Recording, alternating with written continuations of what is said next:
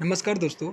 हमेशा याद रखना, बेहतर दिनों के लिए बुरे दिनों से लड़ना पड़ता है। नमस्कार दोस्तों, मैं अजीत आपका हमारे यूट्यूब चैनल डिजिटल गुरु अभिजीत में हार्दिक स्वागत करता हूं।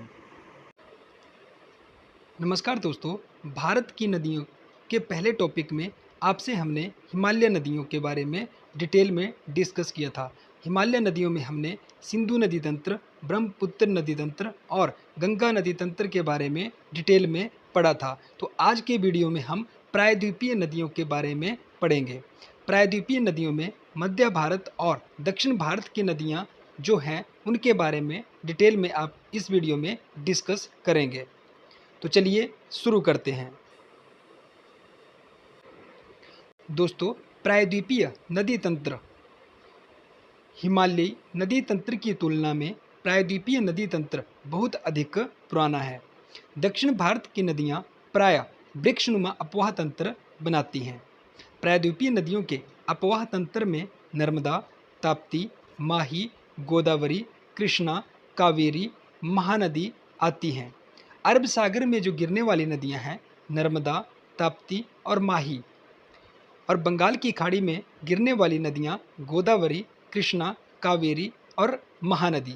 दक्षिण भारत की नदियों को दो भागों में बांटा गया है, बंगाल की खाड़ी में गिरने वाली नदियां और अरब सागर में गिरने वाली नदियां। तो पहले डिस्कस करते हैं बंगाल की खाड़ी में गिरने वाली नदियां।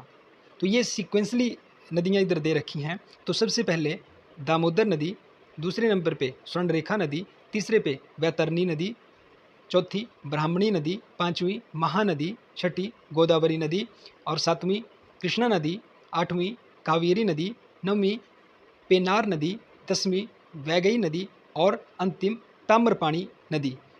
ये जो नदियां हैं बंगाल की खाड़ी में गिरने वाली, ये मोस्ट इम्पॉर्टेंट हैं हमारे कम्पिटिटिव एग्ज़ाम के पॉइंट ऑफ व्यू से। ठीक है। अगर अरब सागर की बात करें तो साबरमती नदी, माही नदी, नर्मदा नदी, ताप्ती नदी, मांडवी नदी, जुआरी नदी, शरावती नदी, गंगावेली नदी, पेरियार नदी और भरतपुजा। दोस्तों, सबसे पहले दामोदर नदी। तो दामोदर नदी का उद्गम छोटा नागपुर पठार जो कि झारखंड में है।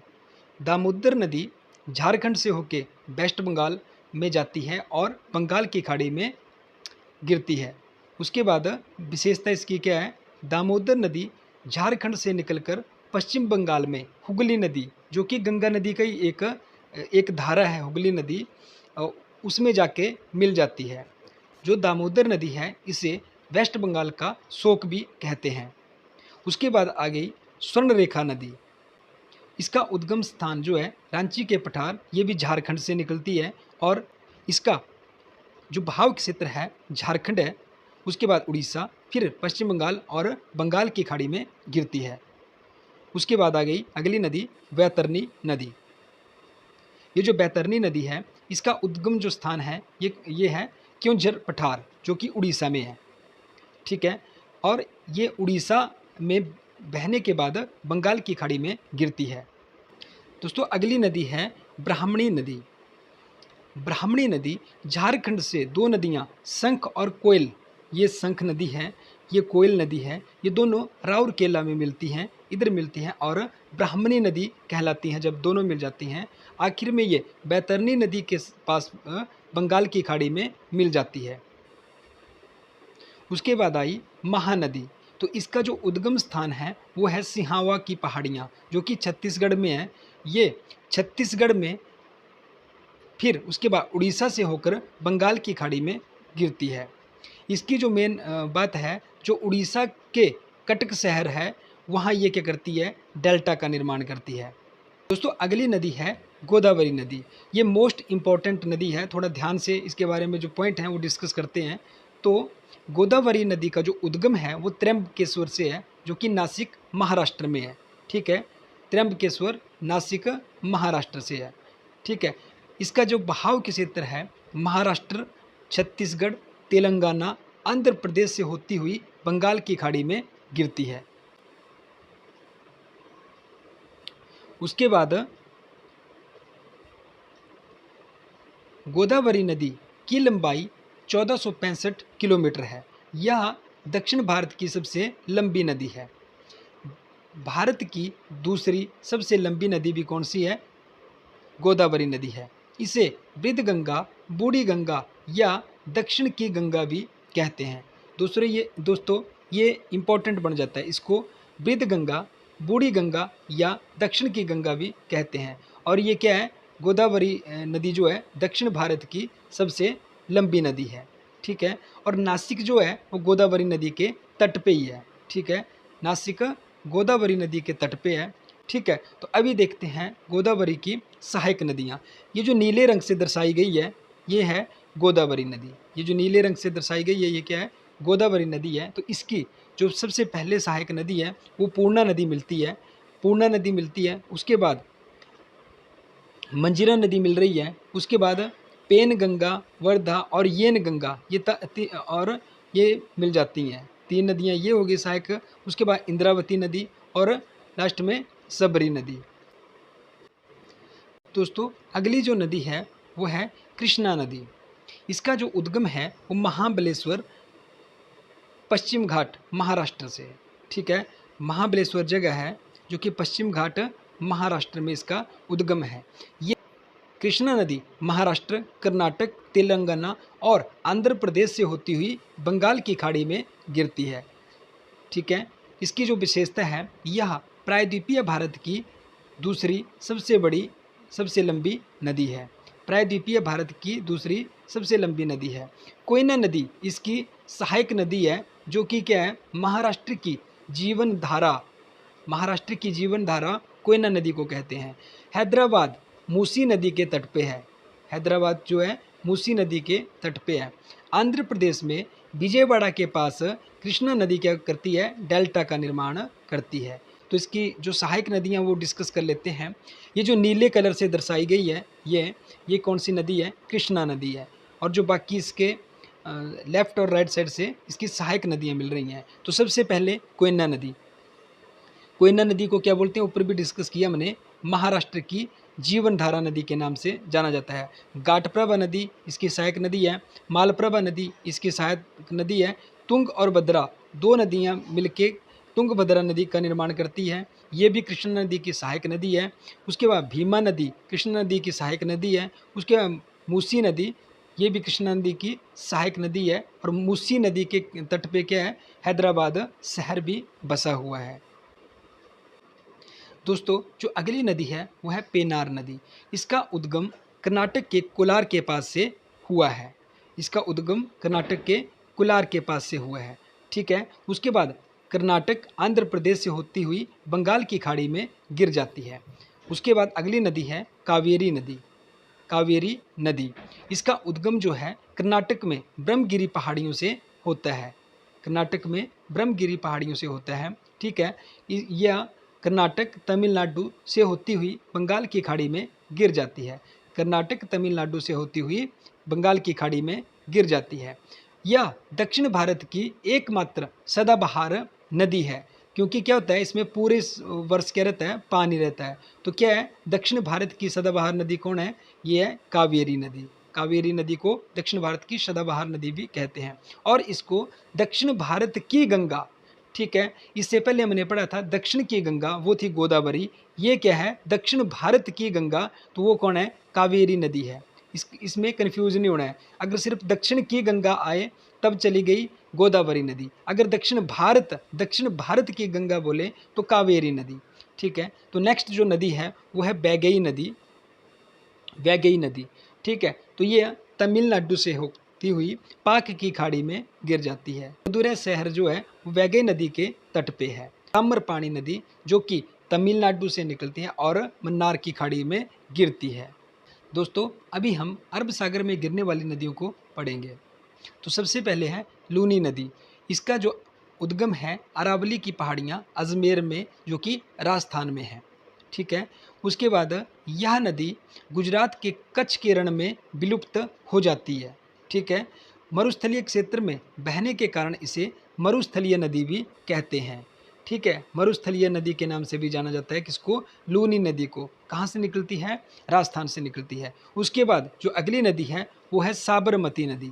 साबरमती नदी, ठीक है, साबरमती नदी इसका उद्गम है उदयपुर जिले में अरावली पर्वत श्रृंखला से, जो कि राजस्थान से ही है। ठीक है, और इसकी जो विशेषता क्या है, अहमदाबाद और गांधीनगर साबरमती नदी के तट पे हैं। याद रखना है, अहमदाबाद और गांधीनगर साबरमती नदी के तट पे हैं। दोस्तों अगली नदी है माही नदी। इसका उद्गम विंध्याचल पर्वत श्रेणी से होता है। विंध्याचल पर्वत श्रेणी से माही नदी का उद्गम होता है, जो कि कहाँ है, मध्य प्रदेश।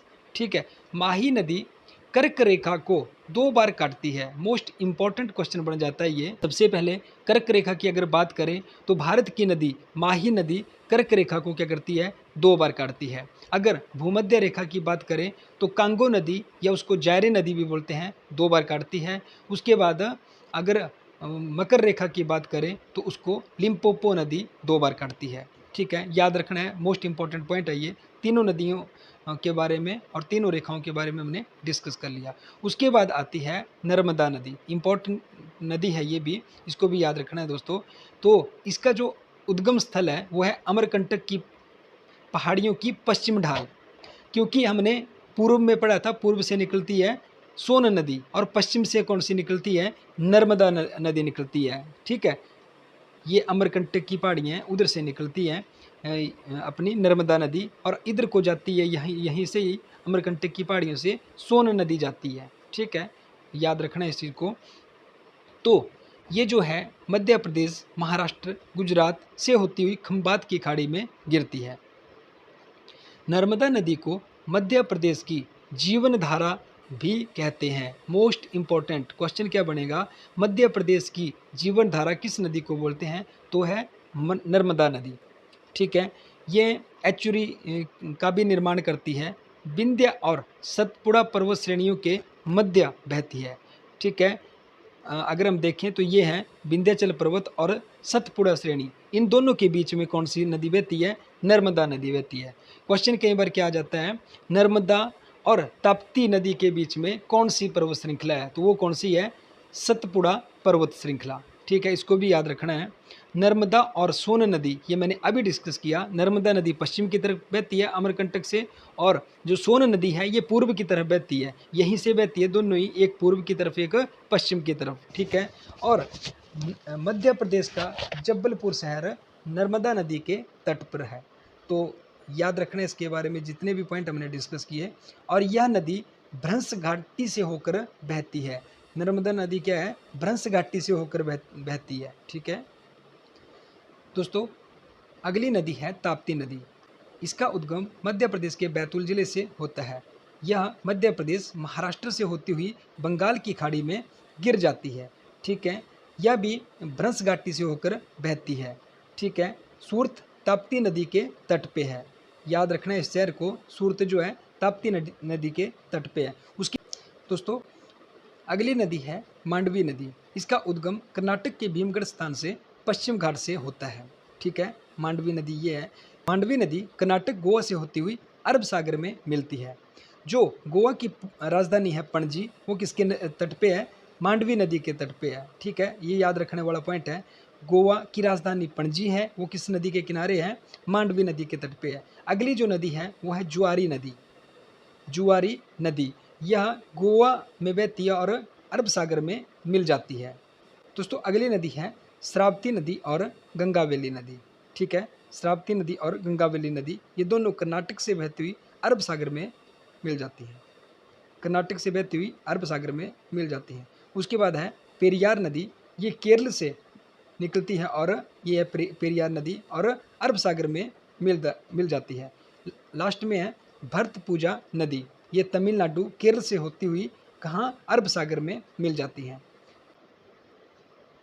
दोस्तों आज की वीडियो में हमने बंगाल की खाड़ी में गिरने वाली नदियाँ और अरब सागर में गिरने वाली नदियों के बारे में डिटेल से पढ़ा।